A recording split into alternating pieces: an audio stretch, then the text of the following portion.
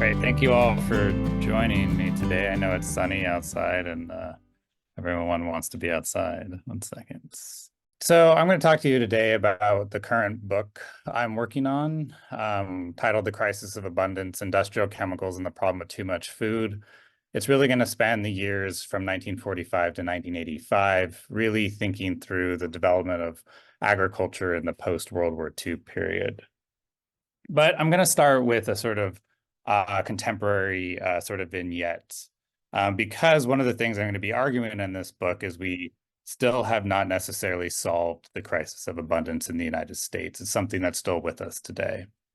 Okay, so if you've been listening to the news, or sort of at least the news that I listen to, you might have heard about what the Wall Street Journal here is calling the end of U.S. corn in China. So China has been a major buyer of U.S. corn for about 40 years now. And there's been a lot of chatter, especially around what would happen if China were to stop buying U.S. corn, right? U.S. corn goes to China in order to feed their growing appetite for meat. And Chinese production of meat is sort of growing in spectacular fashions, right? This is not a new apartment building. This is actually a new sort of high-rise pork production facility. That's where American corn is going in this particular case, to feed, again, China's growing appetite for meat. What China buys on sort of a regular basis is roughly 5 to 8 million tons of U.S. corn, worth about $5 to $6 billion, representing somewhere between 5 to 7% of total U.S. corn output every year, makes its way to China. To grow that corn takes roughly 1.5 million U.S. acres, right? And these are some of the most productive biological systems on the entire planet at this point. And in order to produce that corn takes an extremely large amount of fertilizer, particularly sort of your nitrogen-based fertilizers. It requires copious amounts of fertilizer and increasingly large amounts of water, particularly for those growing corn west of the 100th meridian.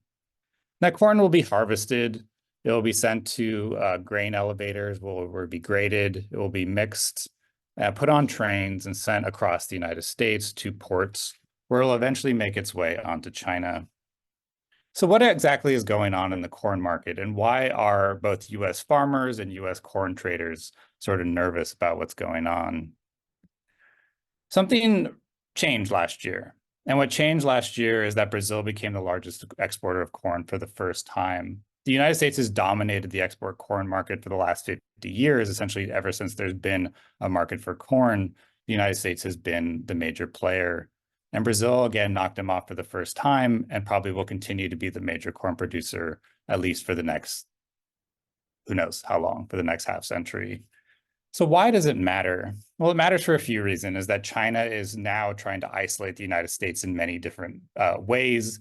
One of them is going to be agriculture. And they're making bilateral agreements with the country of Brazil to provide both soy and corn. So what essentially has happened is Brazil has always been able to produce vast amounts of food. What Brazil hasn't had, what the US does have, is infrastructure, the ability to move that corn off the field into grain elevators, into trains, and into ports, and then across the world. And what's happened as on the back of the soy boom, with a lot of that investment coming out of Asia, corn producers are sort of riding on that same infrastructure. And Brazilian producers have one big advantage over US corn producers, in that they can double crop. So where US farmers has to produce either soy or corn in a year, Brazilian producers can produce both corn and soy. Okay, so why is that making so many people nervous, particularly within the farming communities, right? What happens essentially if China stops buying US corn?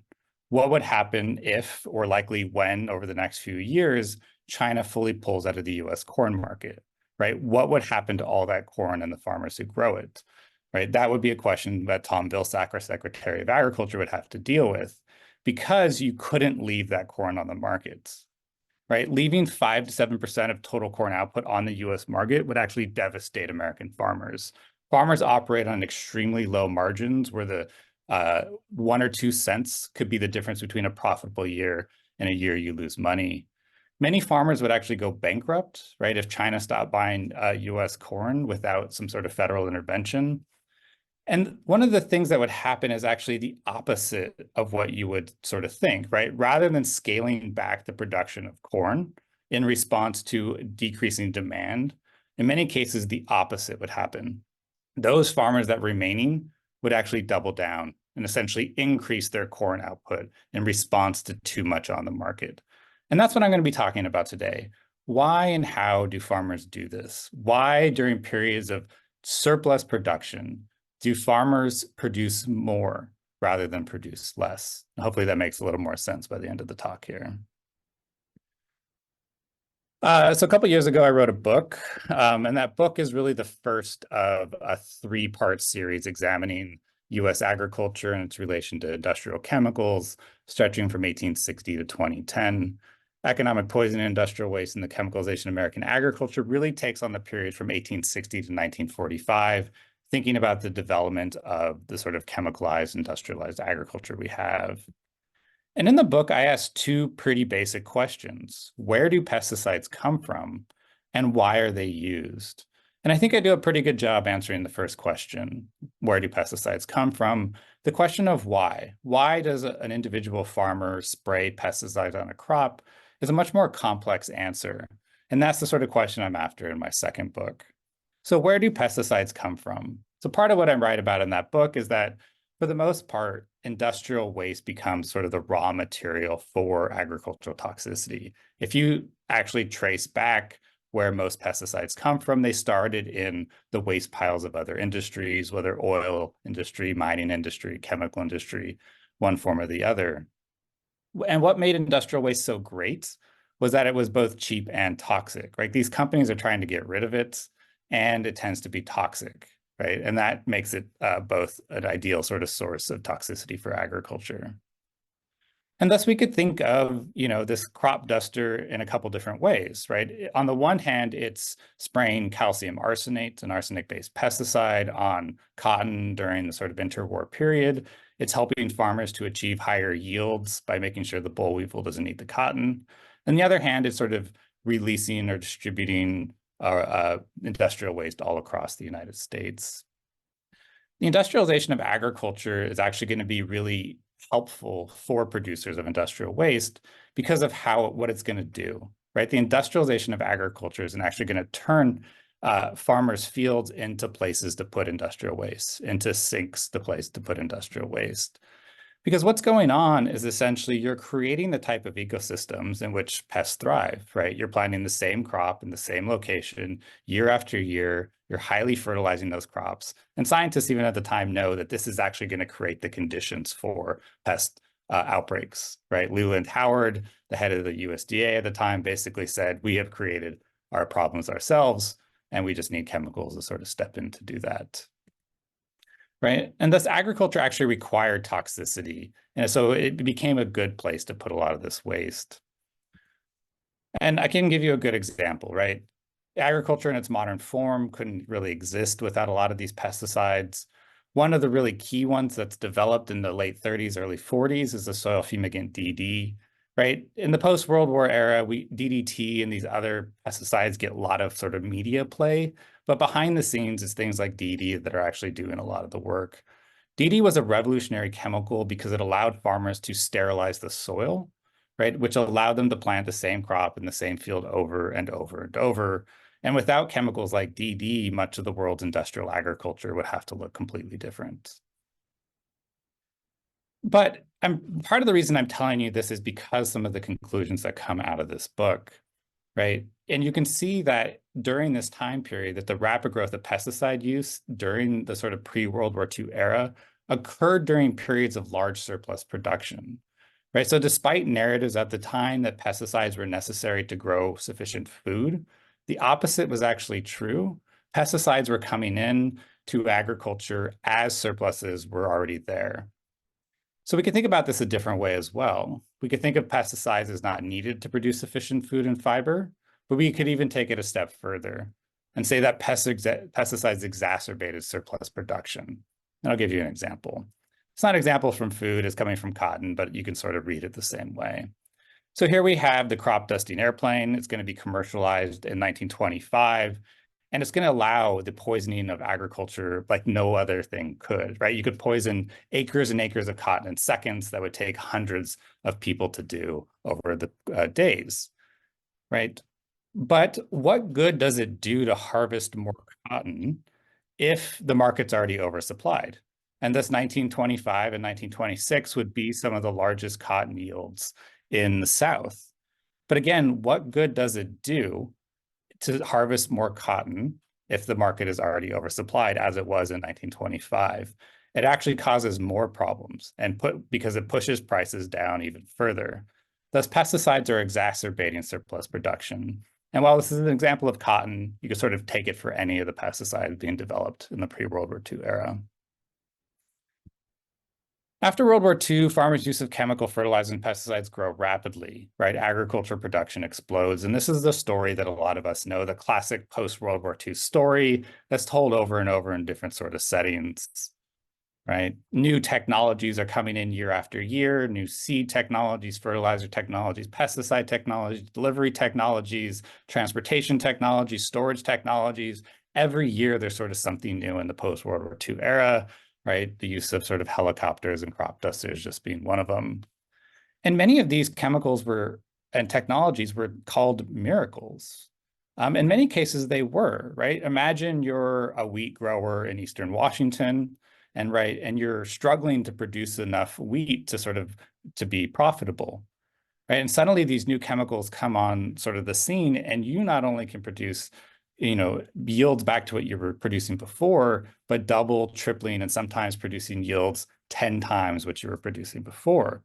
On the surface, that sounds great, right? As an individual farmer, I'm producing tons more food. I'm going to make so much more money. The problem is you're producing more food in a market that's already oversaturated with goods. So what good does it do for you to multiply your crop yield, and for your neighbor and your neighbor's neighbor to multiply their crop yields, if there's nowhere for this food to go?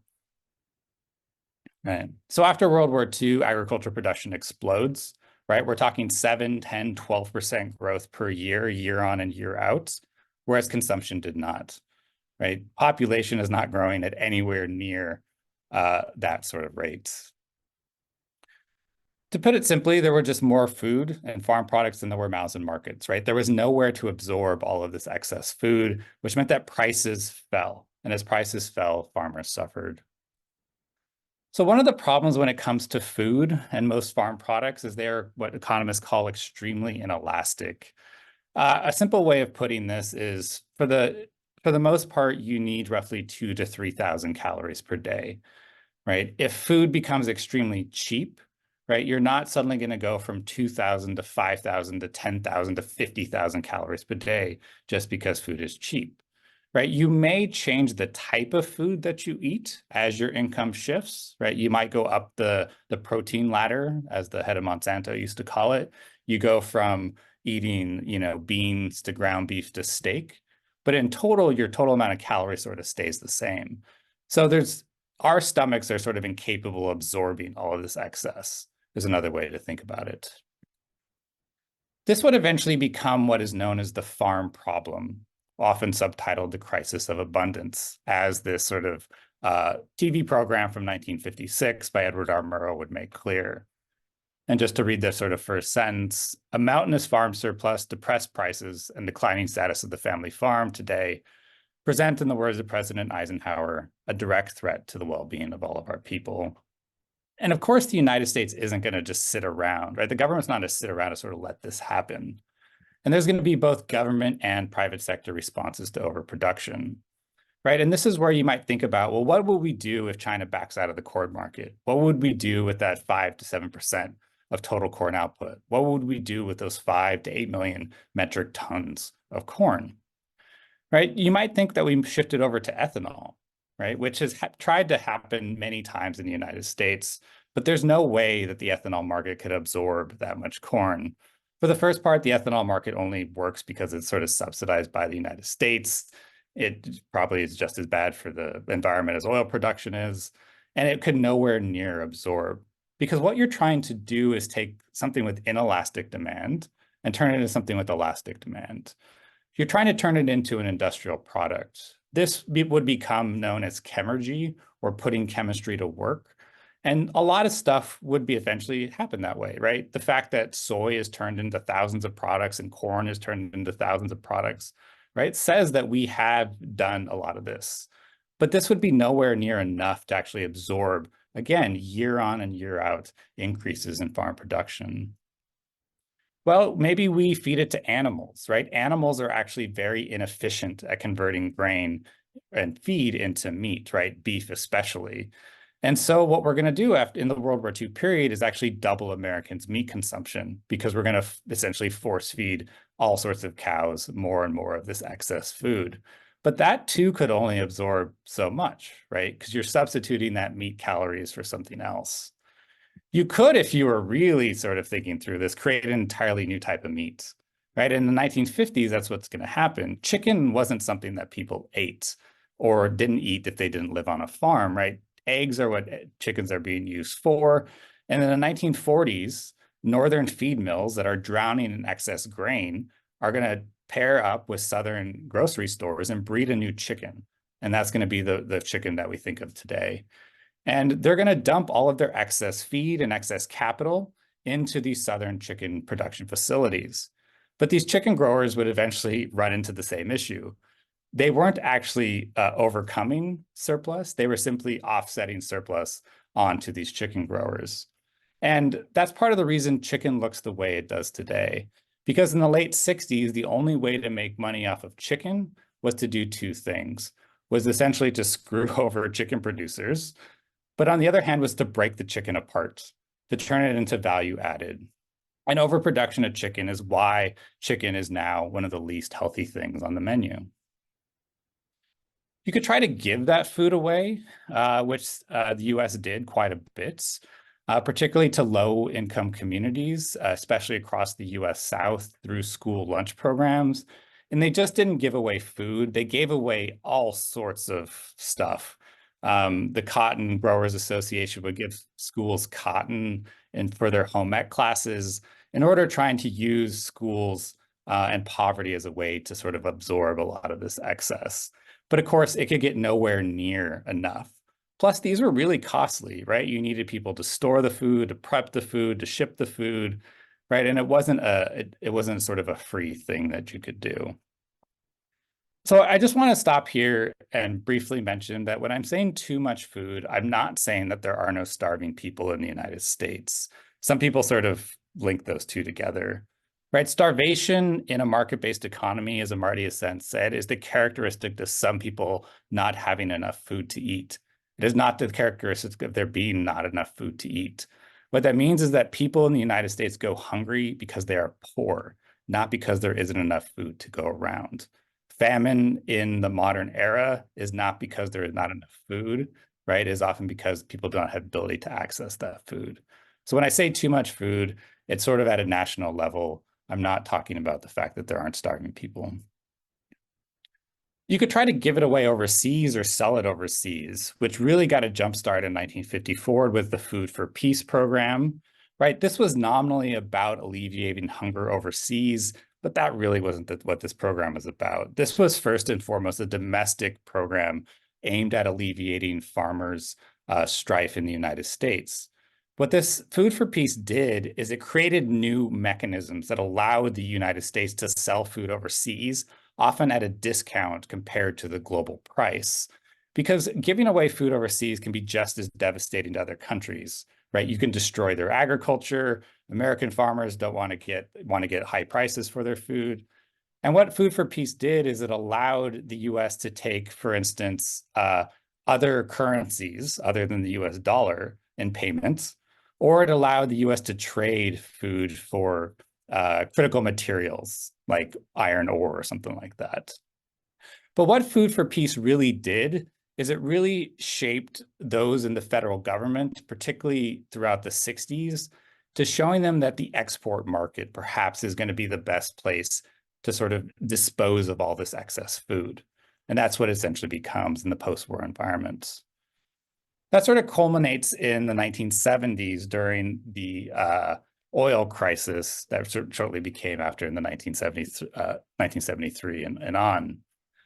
So in 1972, right, the Nixon administration was they were pushing heavy on the export sort of solution to the overproduction problem. And in 1972, the Soviet Union is going to buy 1/4 of all the wheat grown in the United States. And there's going to be a lot of political wrangling about this, like how dare we, feed the Soviet Union, blah, blah, blah. But this was really about alleviating, this was really a domestic issue, not necessarily an international one. So one thing I want to point out here that will come back into play is that the Soviet Union paid for this wheat with money that they borrowed from the United States, particularly from the Commodity Credit Corporation. So we sold Russia wheat with our money to pay with for our money. So you could think of the supply side, right? I'm thinking about demand. Well, let's limit supply. If we're producing too much, let's think about that. Well, maybe we'll just take land out of production or ask farmers to grow less, right? But that actually doesn't result in less food being grown necessarily. In many cases, it could actually result in more food being grown, as it does during the early part of the soil bank program, which began in the late 1950s and would pay farmers to take their marginal land out of production. It's now known as the Conservation Reserve Program and is still around today. You could, for instance, ask farmers to try to change crops, right? If cotton is being overproduced, as it was during and still is today, you could ask farmers to produce something else. For instance, farmers in West Texas started growing a lot of sorghum. But again, this doesn't solve the issue of producing too much. It just sort of offsets it to something else. Because this sorghum was a feed grain, right? You and I aren't eating sorghum all of a sudden right now. So this feed grain is actually competing with wheat, it's competing with corn, and eventually it's going to compete with soy as animal feed. So it didn't actually solve the production of overproduction problem. It just sort of offset some of those issues. Farmers could band together, as many of them did, and form cooperatives, right? If we get enough collective farmer power, we can collectively decide to limit our production, which will then raise prices. And over the long term, farmers collectively will be better off. But it's actually hard to limit production as a cooperative. Cooperatives are going to form in the United States for many different reasons. A lot of them formed during the 1920s in order to deal with some of the sort of declines in farmer power that sort of happens as the United States rapidly urbanizes. But you kind of have to think of these not as cooperatives, as sort of a socialist sort of undertaking. These are some of the most hyper-capitalist organizations as you can imagine. And one of the reasons for that is there's going to be a series of laws passed in 1927 that's going to exempt cooperatives from anti-monopoly legislation.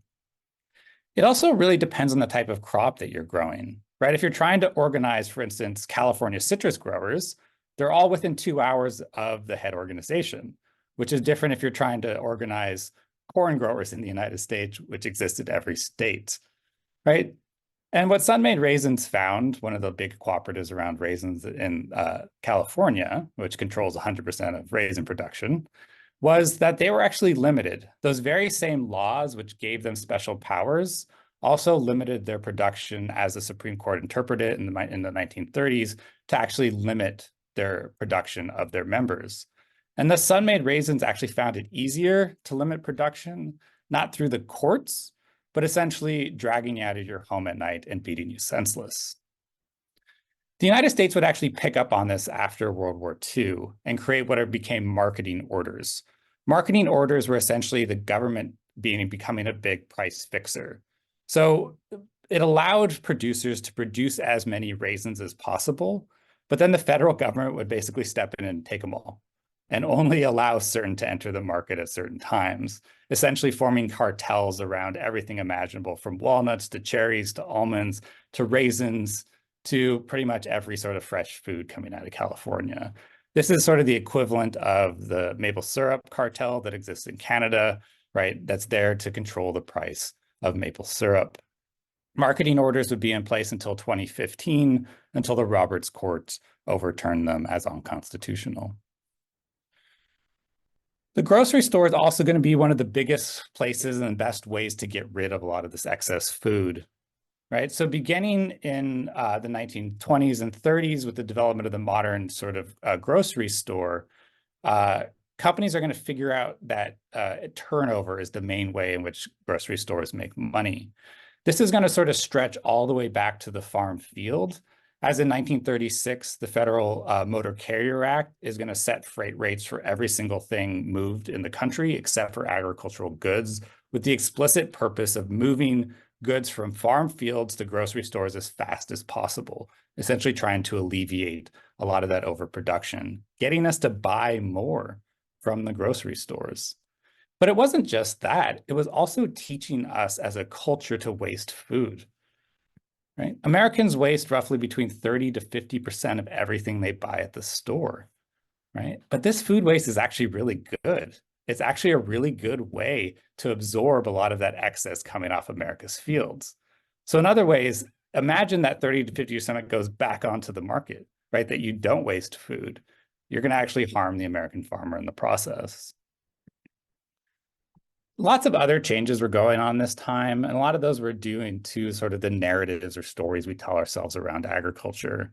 And one of the really important ones that's going to show up, particularly in the post-war era, is that the whole point of agriculture and agricultural policy in the United States becomes the consumer and low food prices. This is something that's going to start back in World War I, after a lot of US officials returned from the European theater and realized that food is a weapon. And thus farmers don't really matter in the same way. It's really about food production. And it's going to take roughly a half century for this sort of transition to take place. But by the late 1970s, this is sort of established. And this becomes really important if you're trying to think about food today, right? One of the reasons in which the Justice Department does not go after a lot of monopolies in food is because the end result is what matters. In agriculture and in food, it's not about competition, it's about low prices. There were other things that were happening during this time. You could reframe the crisis of abundance as necessary to win the Cold War, and that was particularly the case. There's a great book that was recently published called Supermarket USA that looks at how the United States sort of used this abundance to demonstrate to the Soviet Union how much better we were, despite the fact that our farmers were suffering. Right? Or you could turn to the ultimate justification, which is people somewhere else, right? And the population served as the ultimate justification for overproduction. Yes, farmers are suffering. Yes, they're going out of business. Yes, we're losing farms left and right. However, in the future, brown, black, starving people are going to come take us over. So it's okay, right? It's okay that we're overproducing for now.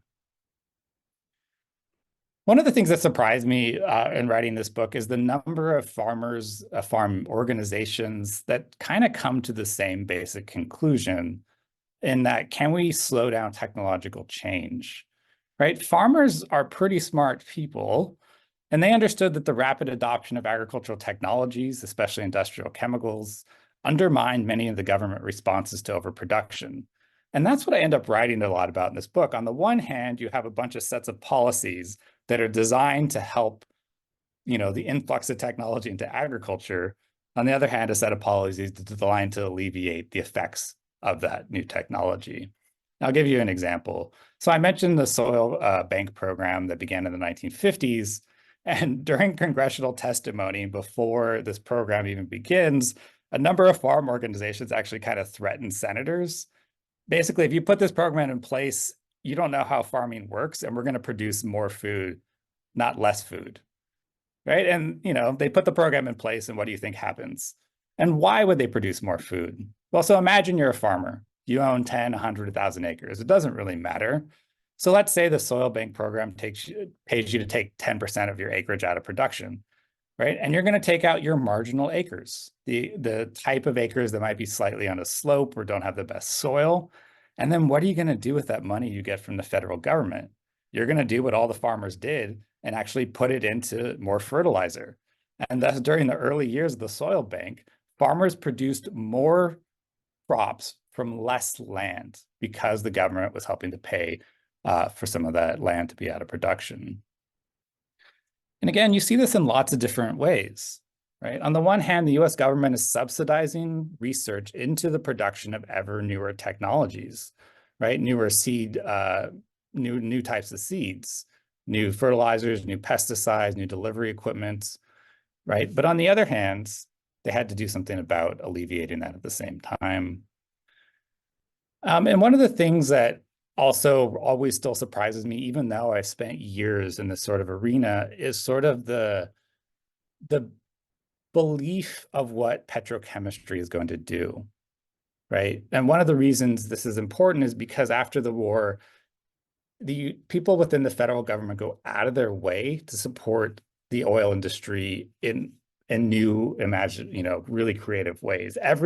Doesn't matter what they're doing, we're going to support them in the end.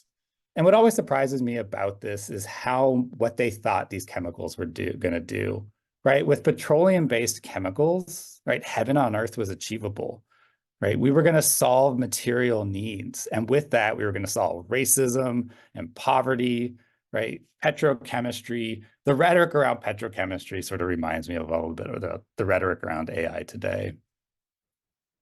And that's the part of what I'm writing about in this book.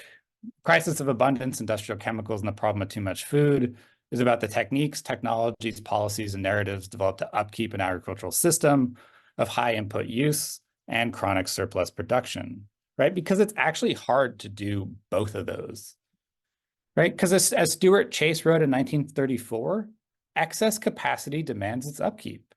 In a market-based system, if you're producing too much, the market will correct itself. But that doesn't happen in agriculture. In order to constantly have chronic overproduction, there has to be constant intervention into the market. And the US government becomes that intervention each and every year, as it has been since 1933. And thus, the main question driving my research is that if industrial chemicals are driving surplus production, how do you actually maintain an agricultural system that uses more and more chemicals each year while not totally devastating the American farmer? Because it comes down to a pretty basic set of logics here, and that you need money to buy chemicals, and farmers need to sell their crop for a profit to have money to buy chemicals. But how do you do this in a system that's overproducing, in which the price that farmers are receiving in the marketplace for their goods is not enough to even cover their costs of production? How do you do that? Let's go ask a farmer. Let's go ask an Illinois corn farmer in particular. Let's go to Bob Whitmore's corn farm in 1954.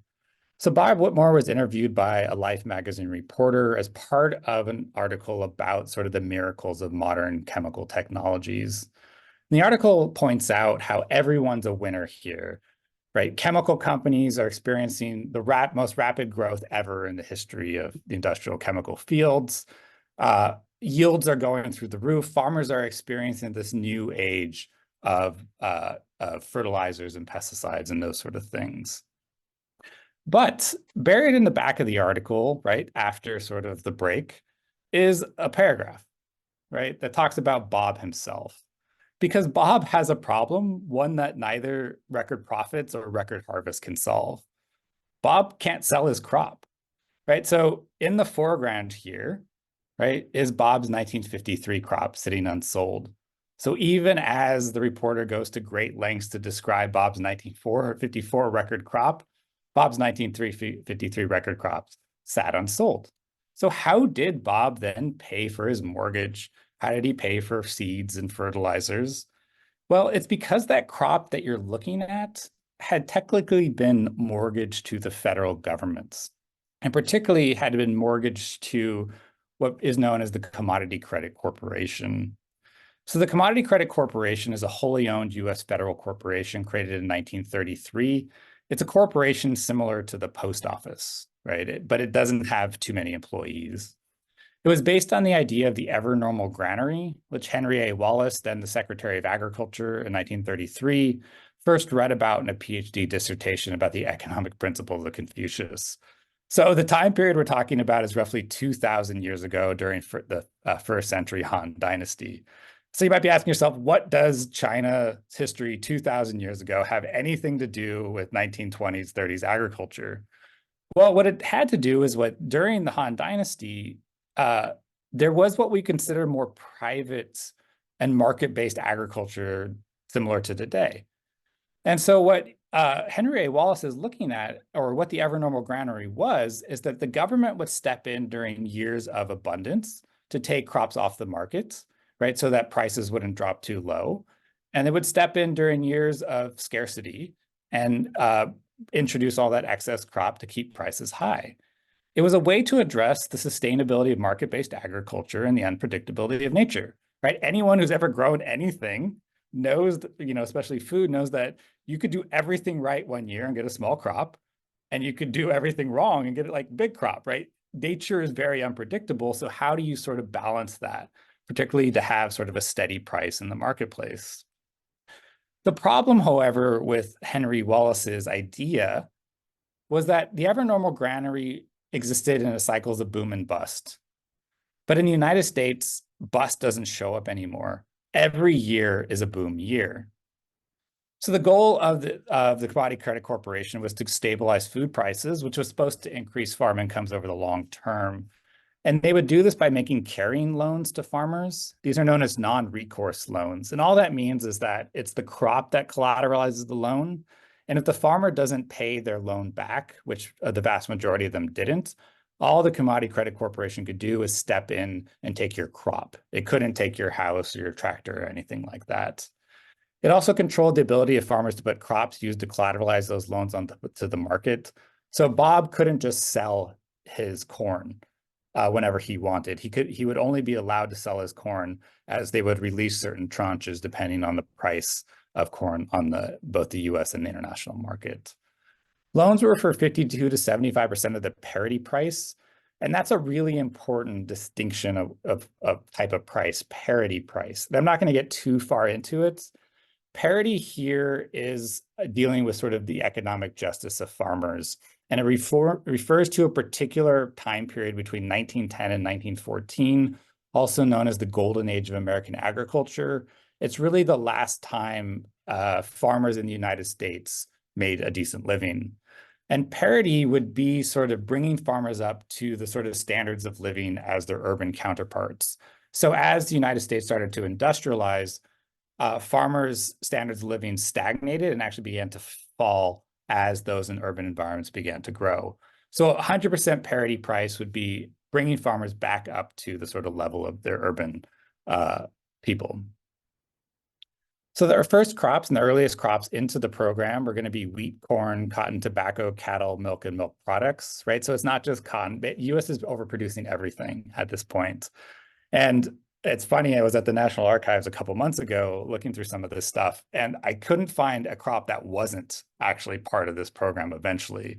We're talking oil seeds, dried canned tomatoes, anything imaginable that's produced by an agricultural producer. Peanut oil was essentially part of this program because the US was producing so much food in all arenas that they had to sort of pick up this stuff off the markets. After World War II, the Commodity Credit Corporation is going to be rechartered purposely to sort of coordinate the buying, storage, and dumping of surplus in the US and overseas, as it still is today, right? When Obama tried to open up Cuba to US interests, one of the first meetings between government officials in the US and those in Cuba were actually by the Idaho Potato Growers Association, because there's this constant strive to sort of export our excess all over the world. And at the table was both representatives from the USDA and the Commodity Credit Corporation. In the 1950s, they're going to build and maintain a massive system of commodity production across the US. And this is where they're going to buy all these crops that they would take off of farmers. They're going to store them for extended periods of time and hopefully release them back into the market. Although for the most part, most of these end up being destroyed. So you can see how important this was by just simply looking at the money being spent on it. By the 1950s, it would become the largest domestic spending program in the United States, with the exception of defense. More than schools, more than the highway system, more than anything else, right? Paying for farmers, buying up farmers' crops, storing farmers' crops, right, would become the largest spending program in the United States. And that's what I'm sort of focused on for these couple of chapters I'm writing about right now, is the role of credit. Behind all of this is the credit system. And I'm not the first sort of, historian to really think through this. Behind every sort of big agricultural transition is credit. Credit plays an important role, especially on sort of the Western frontier economies that were often without sort of money, right? Credit becomes the medium through which all of this takes place. And it becomes the medium that allows US production to expand despite sort of chronic overproduction. But of course, it depended who you were, right? The ability for farmers to get CCC loans were determined at the local level, which meant that certain types of farmers were prioritized. So remember, this is the post-World War II environment. And I want to be careful here because I know the ending without necessarily knowing the mechanism of how this happened. So the ending is that if you were Black, brown, native, or as they considered backwards white, sort of Appalachian type farmer, you were not able to get loans, right? This is akin to redlining in urban environments. You'll get the same sort of thing happening. I just don't know the exact mechanism through which it is. Essentially, who was creditworthy in the post-World War II environment really depended on who you were. Okay, but I want to give you an example to show you kind of sort of the absurdity of, or at least what I call it, of the CCC and sort of its history here. There might be some of old enough to remember government cheese in the audience, right? Government cheese is what I remember as a kid and how terrible it was. So government cheese sort of highlights everything going on here. In the late 1970s, there was rapid inflation caused by increase in oil prices and a number of other things. Double-digit inflation, especially with food. The Carter administration in 1978 decided to step in and try to make food cheaper. And the way they're going to do that is by encouraging U.S. Dairy farmers to produce more milk, because milk at the time was one of the main staples of the American household. So what happens? They pass a series of laws that encourages and incentivizes dairy farmers to produce more milk. And that's what happens. Every single dairy farmer in the United States takes them up on this. The problem is the dairy market was already oversupplied. There was already more dairy than could be used in the United States, right? Prices in the store don't exactly correlate with prices on the ground. Sorry, where was I? The correlated price. Okay, so they pay for about $4 billion to incentivize farmers to produce more milk. But if that milk stayed on the market, it would actually devastate all those farmers and all of them would go bankrupt. So the Carter administration can't do this, right? We're leading up to an election. And so what do? They step in and start buying up all that milk off the market, the same milk that they just encouraged all those farmers to overproduce, spending another couple $1 billion in the process. Carter loses, Reagan comes into power, and Reagan starts getting a bunch of critiques about why does the government have stored food everywhere? And particularly, what is going on with this cheese thing? In warehouses in the United States sat 250 million pounds of government cheese. That is more than a pound of cheese per person in the United States at that time. And the Reagan administration decides, okay, we got to sort of get rid of this stuff. And they do, right? And this is why during the early 1980s and mid-1980s, you saw a lot of government cheese around. Most of this ends up getting destroyed because it goes bad, but a lot's given away, some of it's sold. And in the process, roughly $7 to $8 billion will be spent between 1978 and 1983 to produce more milk than was needed, to buy up that milk off the markets, and then to dispose of that surplus. So the Commodity Credit Corporation was the key financial and political technology that enabled the rapid growth of industrial chemicals on American farms despite chronic surplus production, but it was not the only one. Credit on the front end was just as important. And while I'm writing about this, I'm not going to go into this necessarily for this talk. So the federal government after World War II would realize how the role of credit in sort of getting farmers to buy new technologies, and they would step in and underwrite loans going out to these farmers through different organizations. However, it's how those loans get tied to farmers' practices that really matter. Right? For example, if a farmer depending on a crop being harvestable to pay off a private bank loan, then industrial chemicals were key to making that possible. As so much that by the mid-1950s, this actually gets written into loans. If you're going to get a loan from a private bank for agriculture, you are going to have to put that you are going to spray pesticides on your crops. Right? So my book ends in 1985 on stage at Farm Aid. Farm Aid is this sort of interesting phenomenon that takes place in 1985 in response to what they call the family farm crisis. So in the mid-1980s, high interest rate, changes to national politics were creating the conditions in which farmers were going bankrupt. Fourth, fifth, sixth generation farmers. And right, no one likes to see that. And so Willie Nelson and some of the other musicians, based on sort of the previous aids for a famine in Africa, decide to do one for the US.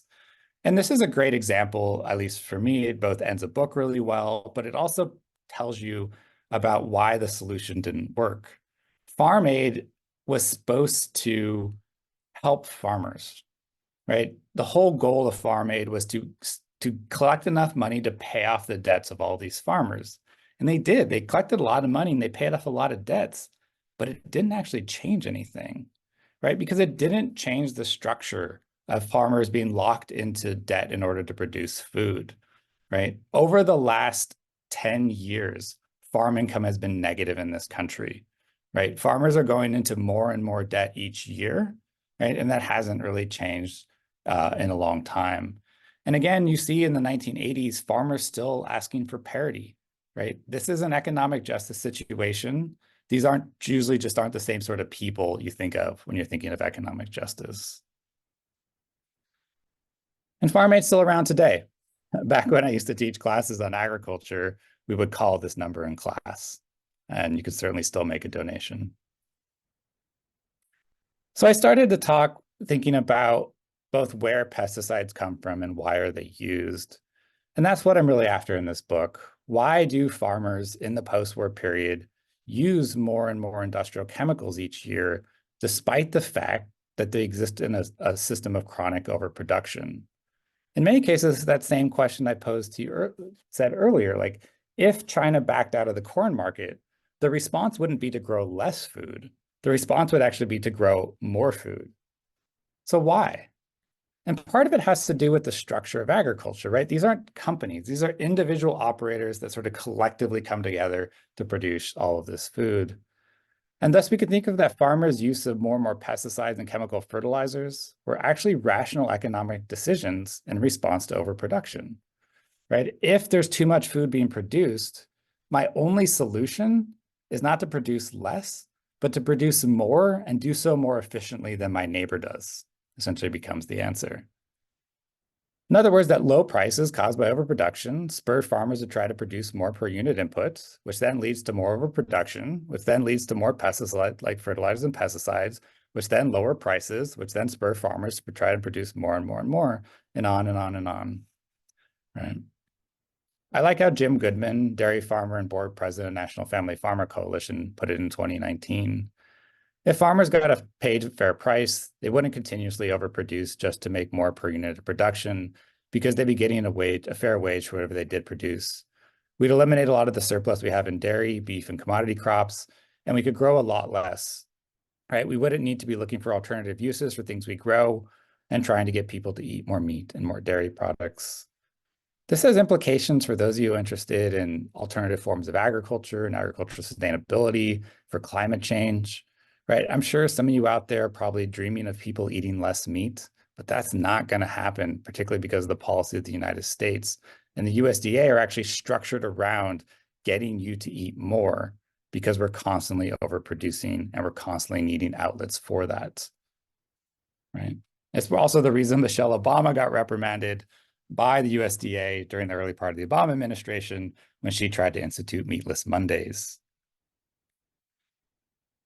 Okay, so we still have not solved the crisis of abundance, right? Despite all the effort, the hundreds of billions of dollars put into it, we still have it today. And one of the reasons I know that is the institutions, the policies that were developed in the depths of the Great Depression, that were rechartered after World War II, that were sold to the American people and to Congress as temporary measures are still around, right? We still subsidize agriculture. Agriculture and farmers could not make a living if we did not.